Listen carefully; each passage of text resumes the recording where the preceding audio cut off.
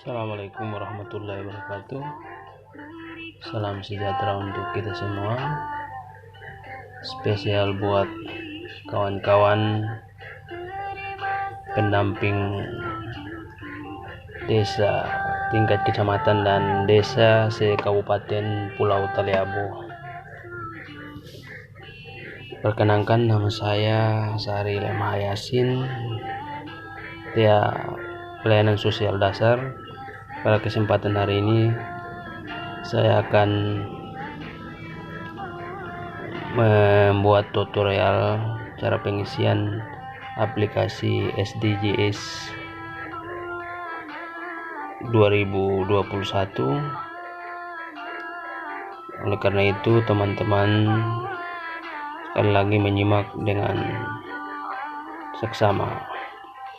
Pertama-tama ini kita harus menginstal aplikasi. Aplikasinya itu tersedia di Play Store. Kemudian kita menginstal, buka Play Store, kemudian kita mengetik SDGs dan keluar aplikasi SDGs, kemudian diinstal. Setelah diinstal, kemudian kita mengupdate, jadi mengupdate versinya yang terbaru. Nah, untuk cara penginstalan nanti dibuatkan tutorial khusus untuk cara menginstal. Nah, kemudian untuk penggunaan aplikasi, jadi di aplikasi ini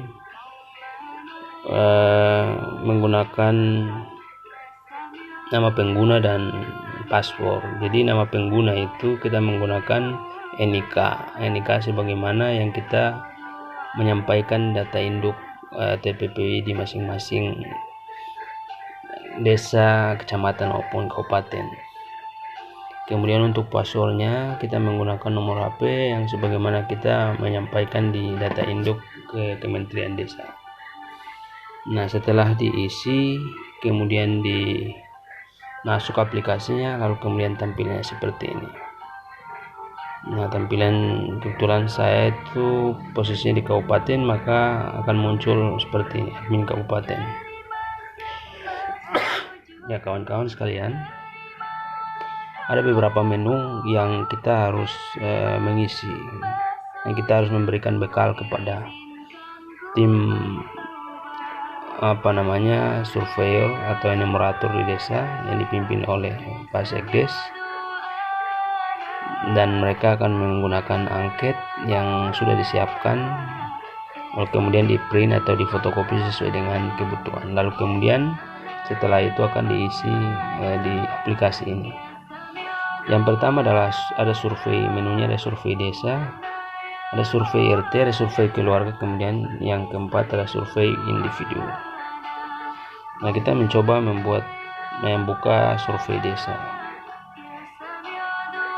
Nah, di dalam survei desa ini terdiri dari beberapa item utama.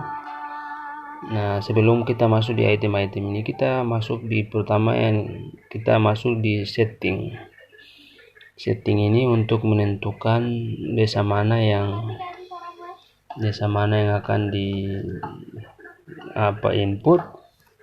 Nah, akan keluar seperti ini. Jadi di settingan wilayah kerja Maluku Utara, Kabupaten Pulau Taliabu Barat. Nah, tinggal kelurahan atau desa ini kita akan menyesuaikan dengan lokasi tugas kita masing-masing. Nah, kebetulan yang contoh ini di Taliabu Barat ada beberapa desa yang ada di sini. Nah, coba kita memilih desa Bobong. Kemudian setelah dipilih, maka klik setting, simpan setting.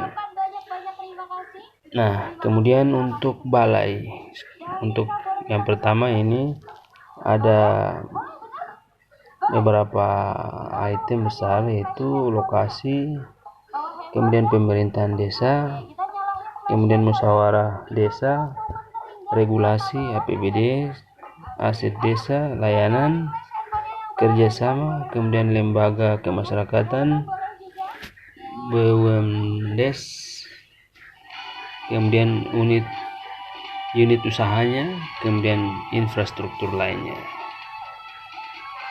Nah, sekarang kita melihat pertama lokasi. Lokasi itu kita klik kotaknya di dalam.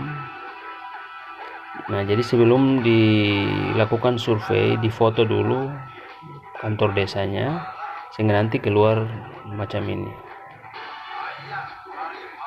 Nah, jadi fotonya sudah tersimpan dalam beranda HP kita, tinggal kita upload saja di situ. Kemudian email desa, web desa, FB desa, Twitter desa, Instagram desa, YouTube desa kalau ada, status pemerintahan desa, kelurahan, kampung, nagari. Nah, kebetulan rata-rata di Maluku Utara itu kita menggunakan desa namanya.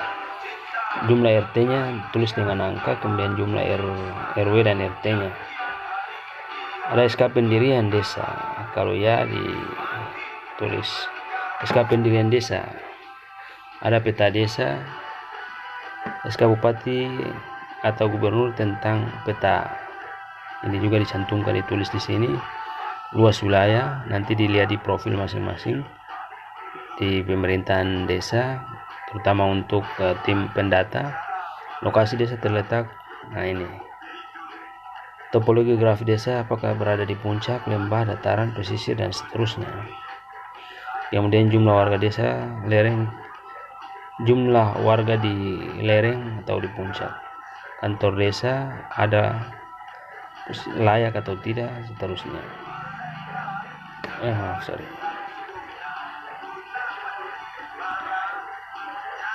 Kemudian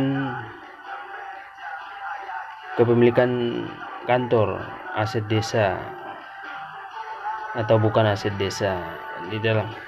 Kemudian penyelenggaraan pemerintah desa, kan penyelenggaraan pemerintah dilaksanakan di desa atau bukan misalnya. Kemudian jam kerja di kantor tidak menentu atau jadwal kerja ada. Koordinat lintang, koordinat bujur. Nah, ini nanti di lintang utara, lintang selatan. Ini pasti tertera, kalau ada petanya itu pasti tertera di situ. Kemudian yang kedua untuk pemerintah desa. Pertama untuk kepala desa dulu. Kemudian namanya siapa kepala desa itu, laki-laki atau perempuan, NIK, NIK-nya, nomor HP-nya, menjabat sejak kapan. Kalau sudah kita simpan, klik simpan. Kemudian yang kedua kita klik yang baru, kita klik baru, kemudian keluar lagi sekretaris desa. Jadi di input sampai pegawai desa. Ya, sekretaris desa, bendahara desa, kepala tata urusan, kepala urusan tata usaha, kepala urusan keuangan, kepala urusan perencanaan, kepala seksi pemerintahan, kepala seksi kesejahteraan, kepala seksi pelayanan, dan seterusnya sampai pegawai desa. Jadi setelah sekretaris desa atau kepala desa dipilih, simpan, klik baru lagi. Nah, klik baru di input sekretaris bendahara desa, kepala tata usaha, dan seterusnya. Saya kira jelas ya. Kemudian untuk musyawarah desa. Musyawarah desa biasanya dimulai dari bulan berapa. Kemudian agendanya, ada ketik agendanya. Kemudian ada dokumen hasil. Kalau ya ditulis ya, kalau tidak ada. Unsur musyawarah desa yang hadir, tokoh perempuan, tokoh pemuda, diceklis semuanya. Kalau sudah langsung simpan. Kalau ada musyawarah lain ditambahkan baru ditulis di bawahnya. Nah, regulasi. RPJM desa berlaku sampai tahun, diketik ya. RKP-nya. Nah, kemudian entry regulasi. Apa saja regulasi yang ada di desa. Ini diketik, dipilih sesuai dengan opsi yang sudah tertera. Kemudian dokumen, nomor dokumen, bulan dan tahun. Kemudian APBD-nya. Jadi jumlah APBD, pendapatan desa tahunan, pendapatan desanya berapa, dana desa dari APBN-nya berapa, pendapatan asli desa, pembagian pajak dan retribusi daerah, lokasi dana desa, dan seterusnya ditulis ini semua. Kira ini lengkap ya. Kemudian aset desa. Aset desa, nama BUMDes, nama aset BUMDes, tanah desa, bangunan milik desa, pasar desa. Nah, kalau ada ini diklik, misalnya ada BUMDes bersama atau BUMDes bersama, ada tanah desa, diketik simpan, kemudian klik baru lagi, dan seterusnya. Kalau ada tempatan perahu lagi, simpan yang sebelumnya dan klik yang baru untuk menginput. Kemudian berapa unit, nilainya berapa, ditulis itu.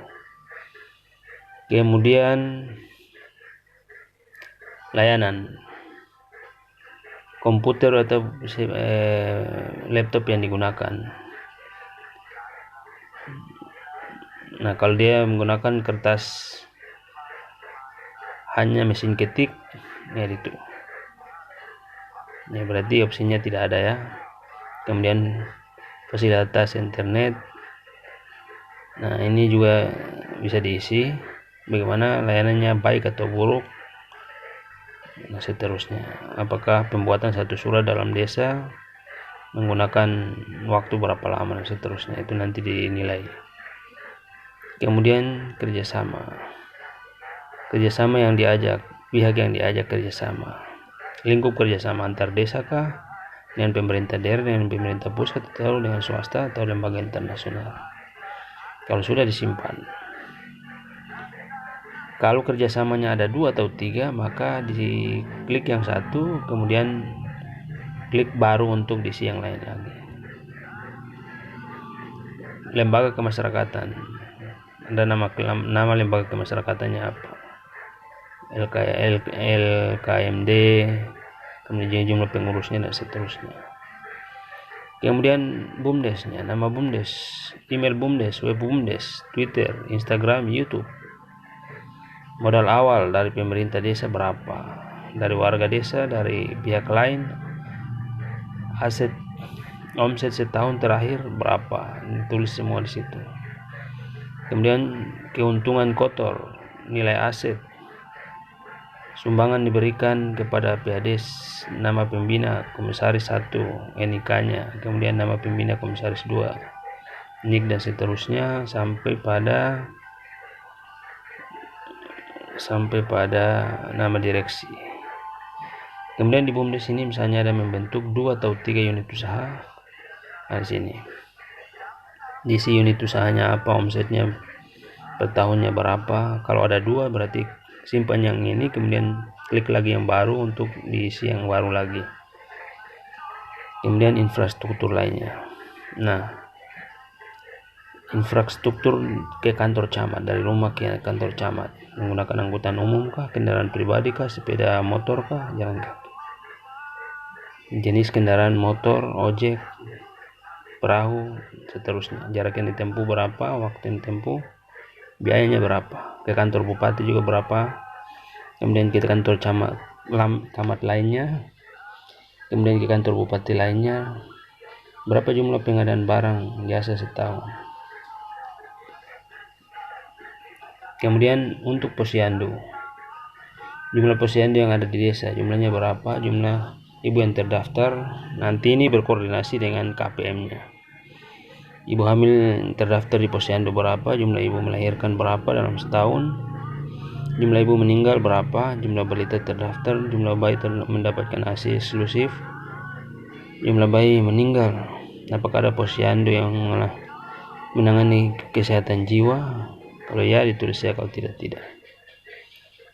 Lingkungan, apakah desa memiliki hutan konservasi, ya, luas konservasi hutan. Nah, kemudian apakah ada populasi satwa terancam punah. Kalau ya, misalnya ada option di bawah, nanti berikan bekal kepada pendata untuk mencek centang. Berapa jumlah satwa terancam punah.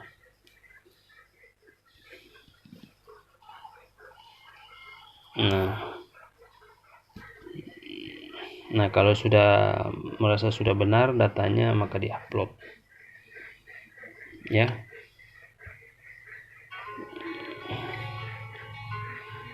Nah, jadi kayak masing-masing ini ada uploadnya. Kalau ada upload dan dirasa datanya sudah benar, maka diupload. Sekian penjelasan singkat dari saya, semoga dapat bermanfaat. Terima kasih. Assalamualaikum warahmatullahi wabarakatuh.